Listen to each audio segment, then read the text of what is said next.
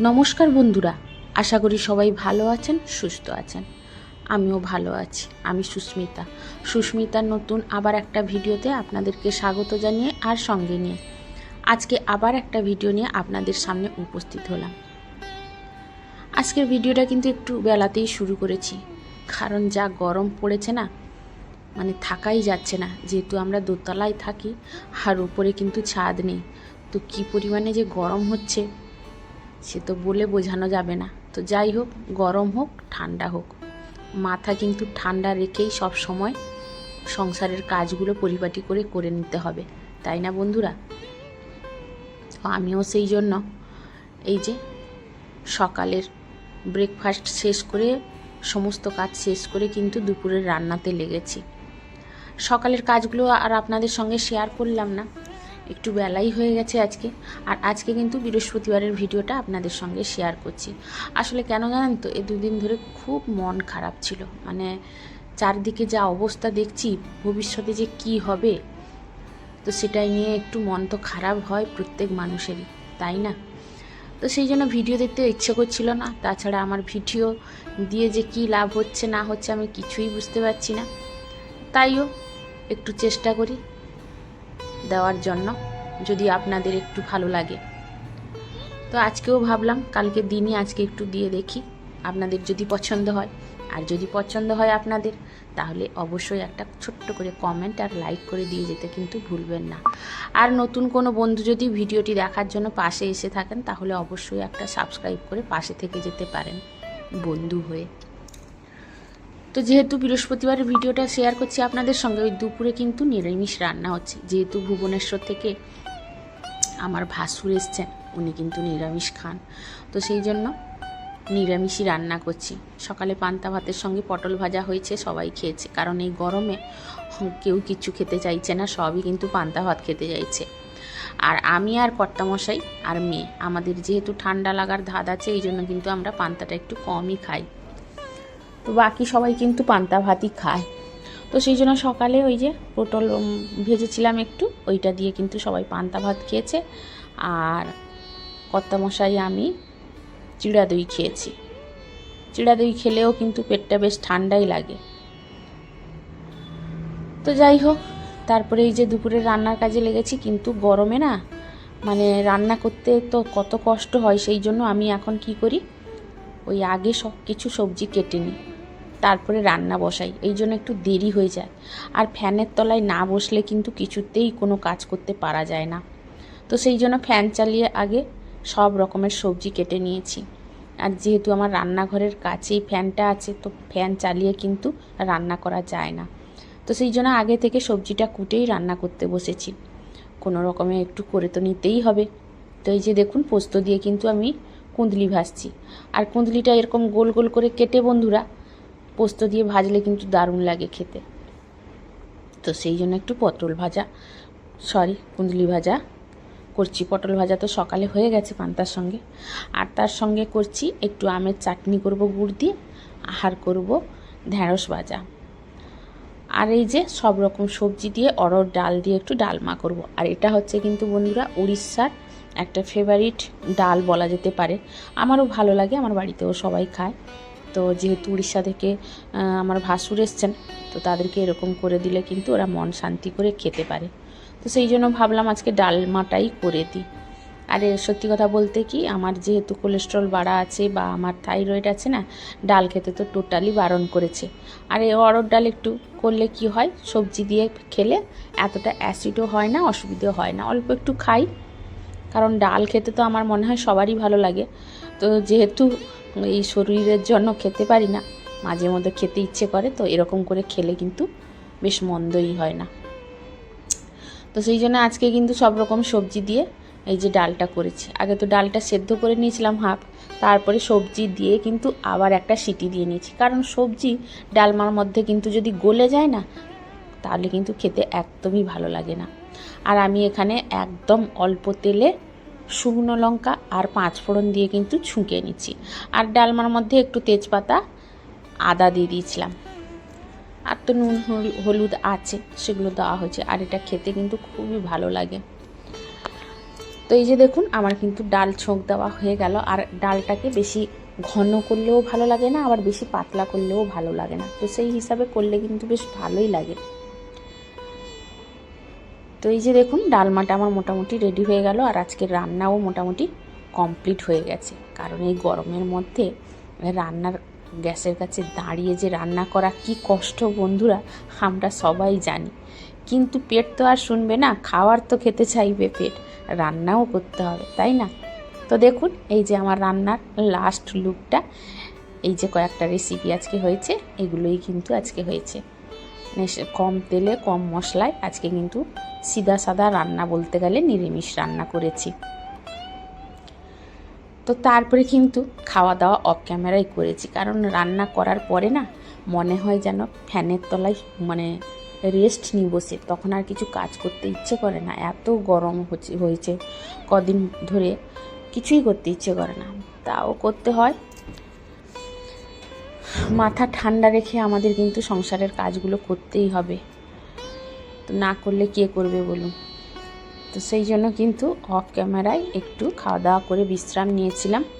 তো তারপরে এই যে বিকেলে এসেছি ছাদে, আর দুপুরবেলায় রান্না করার মাঝে কিন্তু আমি এসে ওয়াশিং মেশিনে কাচতে দিয়ে গেছিলাম। তো সেটা কাচা কমপ্লিট হয়ে গেছে। তো বন্ধুরা এখানে একটা হাসির কথা বলি, এই যে ওয়াশিং মেশিনে কাচতে দিয়েছিলাম না, আসলে আমি বা মেয়ে যখন যে জামা কাপড় বেরোয় এক জায়গায় ফেলে দেয়, আমি কি করি, তুলে এনে সেগুলোকে ওয়াশিং মেশিনে ফেলে দিই। তো আজকেও সেই হয়েছে। তো কর্তামশাই যে প্যান্টটা তার মধ্যে ছিল, আমি আর খেয়াল করিনি, ওইটা সোজা এনে প্যান্টটা পুরোই ওয়াশিং মেশিনের মধ্যে ফেলে দিয়েছি। আর প্যান্টে কিন্তু বেল্ট লাগানো ছিল, তার মধ্যে রুমাল ছিল, সেটা আর খেয়াল করিনি জানেন। তো এখন এই যে বের করতে গিয়ে দেখছি বেল্ট আর রুমাল ছিল। তো মাঝে মাঝে আমার এরকমই হয় জানেন, যখন প্যান্টের পকেটগুলো চেক করি না, তখন কিন্তু কিছুই বেরোয় না, আর যখন চেক না করি তখন কিন্তু পয়সা বেরোয়। এই জন্য মাঝে মাঝে বকুনিও খেতে হয়। তবে যাই হোক, যে টাকাগুলো আপনি মানে তৈরি করছে, যাই হোক ভিজে গেলেও সেটা কিন্তু ছিঁড়ে যায় না বা নষ্ট হয় না, তা না হলে তো আমাদের হাল খারাপই হয়ে যেত। তো কি সেটা কিন্তু হয় না। তো এই যে দেখুন আমি গাছে জল দিচ্ছিলাম, হঠাৎ দেখি একটা পাখি প্রত্যেক দিনই এসে বসে। তো আজকে ভাবলাম একটু আপনাদের সঙ্গে শেয়ার করি। আর কি সুন্দর দেখতে লাগছে, পুরো মনে হচ্ছে যেন প্রিন্ট একদম। আর এই ফুলের কালারের সঙ্গে পাখিটা দেখতে কিন্তু দুর্দান্ত লাগছে। তো সেই জন্য ভাবলাম আপনাদের সঙ্গে একটু শেয়ার করি। আর বন্ধুরা আমি কিন্তু প্রতিদিনই মানে ঘরের যতটুকু সবজি খোসা প্লাস হচ্ছে ওই যে চাল ধোয়া জল আর চায়ের খাকা যেটা আমরা বলি, ওইগুলো কিন্তু আমি কোথাও ফেলি না, আমি প্রতিদিন প্রত্যেকটা গাছের গোড়ায় দিই। আর তাতেই কিন্তু আমার গাছের চেহারাগুলো দেখুন। তবে হ্যাঁ, বছরে আমি একবার দুবার এই সার ওষুধ অল্প একটু দিই, আর কিছু দিই না। আর মাঝে মাঝে ওই পোকা হয়ে গেলে একটু ফাঙ্গিসাইড দিই, স্প্রে করি, আর কিছুই দিই না। তো এতেই কিন্তু আমার গাছের অবস্থা দেখুন। আর এইগুলো দেখে ছাদে যখন আসি না, দেখলে আর ছাদ থেকে যেতে ইচ্ছে করে না। দেখুন এটা কে বলবে যে আমার এটা ছাদ বাগান, পুরো জঙ্গল হয়ে গেছে, তাই না বন্ধুরা? আর দেখুন সকালে কত ফুল তোলা হয়েছে, তা সত্ত্বেও কত ফুল গাছে আছে। সত্যি আমি এখানেই এলে কিন্তু আমি মন থেকে প্রচণ্ড শান্তি পাই।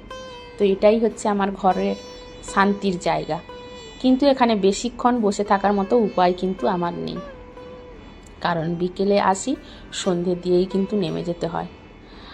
তো ভাবলাম আজকেও আপনাদের সঙ্গে একটু শেয়ার করি, কারণ অনেকেই আমার ছাদ বাগান দেখতে খুব ভালোবাসেন। তো সেই জন্য আজকেও আপনাদের সঙ্গে একটু শেয়ার করে দিলাম। আর যদিও এটা পড়ন্ত বিকেলবেলায় আপনাদের এই ছবিটা শেয়ার করছি, দেখতে কত সুন্দর লাগছে দেখুন, আমাকে তো খুব ভালোই লাগে। সত্যি কথা বলতে কি, যদি পারি ভবিষ্যতে এখানে একটা দোলনা ফেলার তো ইচ্ছে অনেক দিন থেকেই আছে, তবে করা হবে বলে আর হচ্ছে না। মানে মধ্যবিত্ত সংসারে আমরা কিন্তু জিরো থেকে আরম্ভ করে এত দূর এসেছি। তো একজন মানুষের ইনকামের উপরে সব কিছু মেনটেন করা কিন্তু সম্ভব নয়, তাও কিন্তু আমরা চেষ্টা করি যথাসাধ্য। তাছাড়া কি জানেন তো, মানে ছেলেটা এখন কলেজে ভর্তি হয়েছে, তার একটা বড় অ্যামাউন্টের টাকার খরচা, মেয়েটাও মাধ্যমিক দিবে। তো এইসব ভাবতে গিয়ে নিজেদের কিন্তু একটু হাত গুছিয়েই নিতে হয়।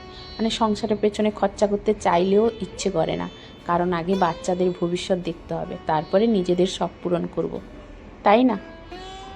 তো যাই হোক, মনের কথা কিছু বললাম আপনাদের সঙ্গে।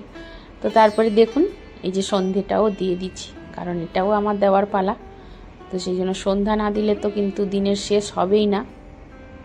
তো সেই জন্য সন্ধেটাই দিয়ে দিচ্ছি, আর ভাবলাম আজকে একটু আপনাদের সঙ্গে শেয়ারও করে নিই। তো সেই জন্য আপনাদের সঙ্গে একটু শেয়ার করছি।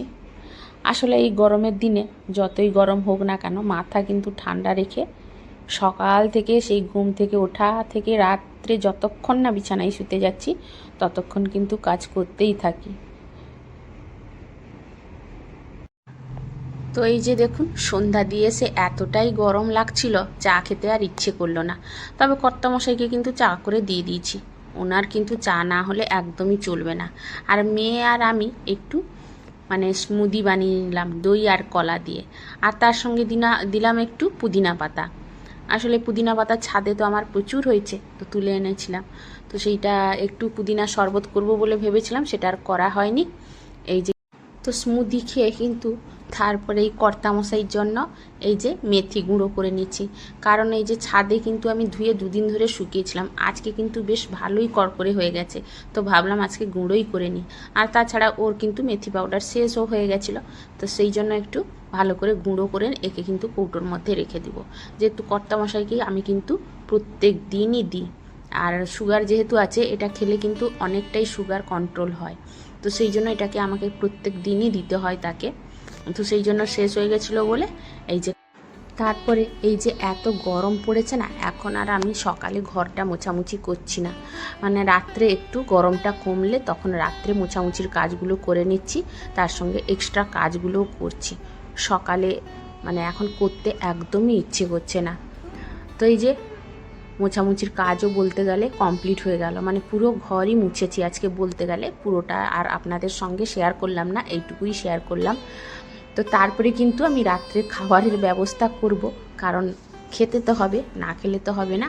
তো আমি কিন্তু ঘর মুছতে যাওয়ার আগে কিন্তু আটাটা মাখিয়ে রেখে দিয়েছিলাম। আর দুপুরের একটু তরকারি আছে, শুধু এখন কিন্তু রুটিটা করে নিলেই হয়ে যাবে। আর সত্যি কথা বলতে কি বন্ধুরা, এই গ্যাসের সামনে দাঁড়িয়ে রুটি করলে কিন্তু কাল ঘাম বেরিয়ে যায়, ওইলে মাথা থেকে শুধু ঘাম ঝরতেই আছে।